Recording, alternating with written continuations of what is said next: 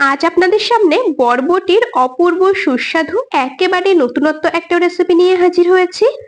বরবটি ভাজা, বরবটির তরকারি তো আমরা অনেকেই খেয়েছি, তবে আজকের রেসিপিটা সম্পূর্ণই অন্যরকম। আশা করছি আপনাদের কাছে অনেকটাই নতুনত্ব লাগবে। তবে বন্ধুরা, আপনাদের কাছে একটা রিকোয়েস্ট, আপনারা কিন্তু ভিডিওটা স্কিপ করে দেখবেন না। স্কিপ করলে বুঝতে পারবেন না রেসিপিতে আমি কখন কোন মশলা ব্যবহার করলাম, আর মশলার ব্যবহার ঠিকঠাক না করলে রেসিপির স্বাদ কিন্তু ঠিক এইরকমটা আসবে না। রেসিপি তৈরি করার জন্য সবার প্রথমে এখানে আমি 250 গ্রাম নিয়েছি বরবটি। বরবটিগুলোকে একদম পরিষ্কার করে বেছে ধুয়ে নিয়েছি। বরবটির মধ্যে কিন্তু অনেক সময় পোকা থাকে, তো পোকা বেছে নেবেন আর পরিষ্কার করে আগে থেকে বরবটিগুলোকে ধুয়ে নেবেন। এরপর দেখুন, বরবটির বোটার অংশ থেকে অল্প বাদ দিয়ে নিয়ে তারপরে এইরকম মোটামুটি করে 2 ইঞ্চির মতো করে আমি কেটে নিচ্ছি। আমি কাজটা করতে থাকি আর আপনারা কিন্তু অবশ্যই আমাকে এই সময়টা কমেন্টসে জানিয়ে যাবেন আপনারা কে কোন জায়গা থেকে আমার আজকের এই রেসিপিটা দেখছেন, তবেই না আপনাদের কমেন্টসে ধন্যবাদ জানাতে পারবো। এদিকে সমস্ত বরবটিগুলোকে সুন্দরভাবে কেটে নিয়েছি। দেখুন, ঠিক এইরকম ভাবে কেটে নিয়েছি। আপনারা চাইলে এর থেকে একটু ছোট করে বা এর থেকে বড় করেও কেটে নিতে পারেন। বরবটিগুলো তো কাটা বাছা ধোয়া একেবারেই কমপ্লিট। এখন এটাকে সাইডে সরিয়ে রেখে দিলাম।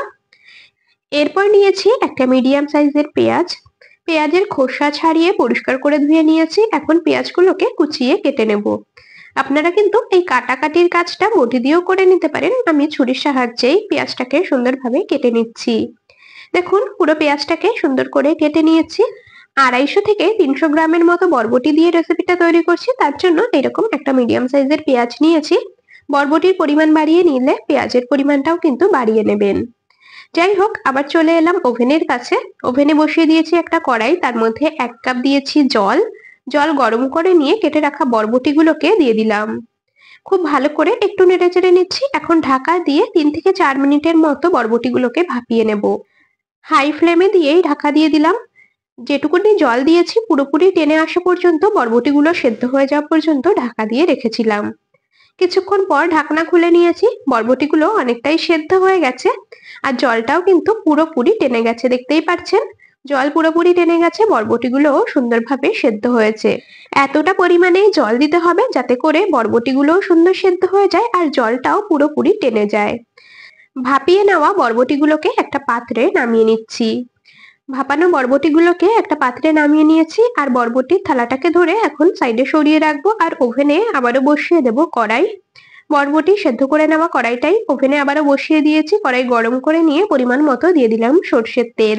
আপনারা চাইলে সাদা তেল ব্যবহার করতে পারেন, তবে আমার মনে হয় এই রেসিপিতে সর্ষের তেলের ঝাঁঝটা বেশি ভালো লাগবে। তেল গরম করে নিয়ে তার মধ্যে দিয়ে দিচ্ছি ছোট চামচের 1 চামচ কালো জিরে। কালো জিরের থেকে সুন্দর ভাজা গন্ধ বেরোনো পর্যন্ত বেশ সুন্দর করে নেড়েচেড়ে ভেজে নিয়েছি কয়েক সেকেন্ডের মতো। এর মধ্যে এখন ভাপিয়ে রাখা বরবটিগুলোকে দিয়ে দেব। বরবটিগুলোকে কড়াইতে দিয়ে খুব ভালো করে বেশ কিছুক্ষণ ধরে ভেজে নেব। বরবটিগুলোকে ভাপিয়ে নেওয়ার সময় মোটামুটি 70 থেকে 80% এর মতো সেদ্ধ হয়ে গেছিল, আর বাকিটুকু এরকম ভাবে ভাজতে ভাজতেই সেদ্ধ করে নেব। আর বরবটির গায়ে বেশ সুন্দর ভাজা ভাজা রং ধরা পর্যন্ত, সুন্দর ভাজা হওয়া পর্যন্ত ভেজে নিতে হবে। দিয়ে দিলাম 4টে কাঁচা লঙ্কা। আপনারা যেই রকম ঝাল খাবেন সেই অনুযায়ী এখানে কাঁচা লঙ্কার পরিমাণ কম বেশি করে দিয়ে নেবেন। এরপর দিয়ে দিচ্ছি স্বাদ মতো লবণ। আমি 1 চামচের মতো প্রথমে লবণ দিয়ে দিলাম, আর যদি লাগে আবারও পরে ব্যবহার করব। খুব ভালো করে বেশ সুন্দর রং ধরা পর্যন্ত, বরবটিগুলো পুরোপুরি সেদ্ধ হওয়া পর্যন্ত ভেজে নেব। মোটামুটি 8 থেকে 10 মিনিটের মতো দেখুন আমি গ্যাসের ফ্লেম মিডিয়াম টু লোতে রেখে নেড়ে চেড়ে ভেজে নিয়েছি। আর দেখতেই পাচ্ছেন বরবটির গায়ে সুন্দর রং ধরেছে আর বরবটি ভাজা হওয়ার পরে কিন্তু পরিমাণে অনেকটাই কমে গেছে।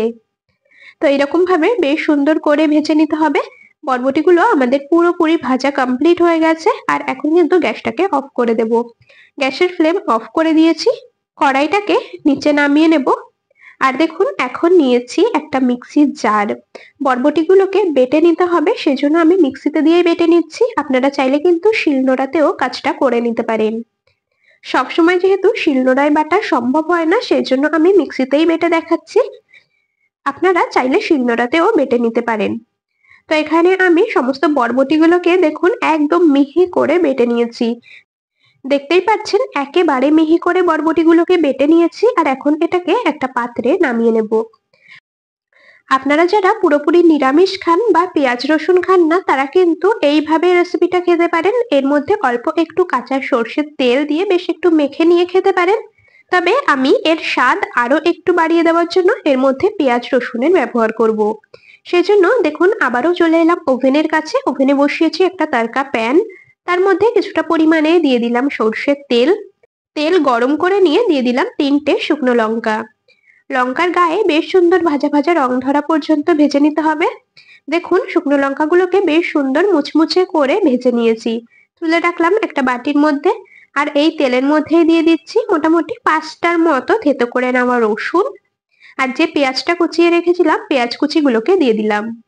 খুব ভালো করে এখন নেড়ে চেড়ে ভেজে নেব। তবে একেবারে লাল করে বা ব্রাউন রং করে ভাজবার দরকার নেই, একদম হালকা করে একটু নরম হয়ে আসা পর্যন্ত ভেজে নিলেই হবে। গ্যাসের ফ্লেমটাকে এই সময় আমি একেবারেই লোতে রেখেছি। লো ফ্লেমে রসুন আর পেঁয়াজগুলোকে সুন্দর করে ভেজে নেব, বেশ সুন্দর ভাজা ভাজা গন্ধ বেরোনো পর্যন্ত। তো দেখুন বেশ খানিকক্ষণ সময় ধরে পেঁয়াজ রসুনগুলোকে খুব ভালো করে ভেজে নিয়েছি। এর থেকে আর বেশি ভাজবার দরকার নেই। এইরকম বেশ একটু নরম হয়ে আসা পর্যন্ত ভেজে নিলেই হবে। এখন এটাকে নামিয়ে রেখে দেব।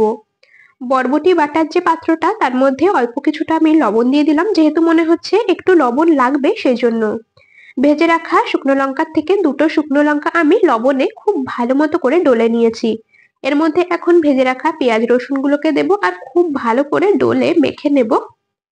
বেশ ভালো করে ডলে ডলে লঙ্কা লবণ পেঁয়াজ রসুন একসাথে প্রথমে মেখে নেব, তারপরে বরবটির ভর্তার সাথে খুব ভালো করে মাখিয়ে নেব। আবারও বলছি বন্ধুরা, আপনারা যারা নিরামিষ পছন্দ করেন বা নিরামিষ খান তারা কিন্তু পেঁয়াজ রসুনটা পুরোপুরি স্কিপ করে যেতে পারেন।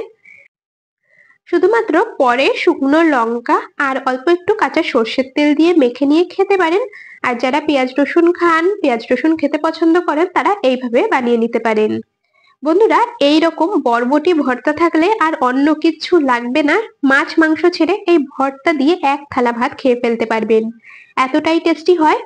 আর আপনারা কারা কারা এইরকম ভাবে বাড়িতে বরবটি ভর্তা বানিয়ে খান অবশ্যই কমেন্টসে জানাবেন। না খেয়ে থাকলে একবার বানিয়ে দেখতে পারেন, আশা করছি আপনাদেরও দারুণ পছন্দ হবে। রেসিপিটা কেমন লাগলো অবশ্যই কমেন্টসে জানিয়ে যাবেন। যদি ভালো লেগে থাকে তবে ভিডিওটিতে একটি লাইক আর বন্ধুদের মধ্যে অনেক অনেক শেয়ার করে দেওয়ার অনুরোধ রইল। চ্যানেলে নতুন হয়ে থাকলে অবশ্যই সাবস্ক্রাইব করে রাখবেন এইরকম আরো দারুণ দারুণ রেসিপির আপডেট সবার আগে পাওয়ার জন্য। তবে আজ এখানেই শেষ করছি, আবার দেখা হবে পরবর্তী কোনো রেসিপির সাথে। ততক্ষণ সকলে ভালো থাকবেন, সুস্থ থাকবেন।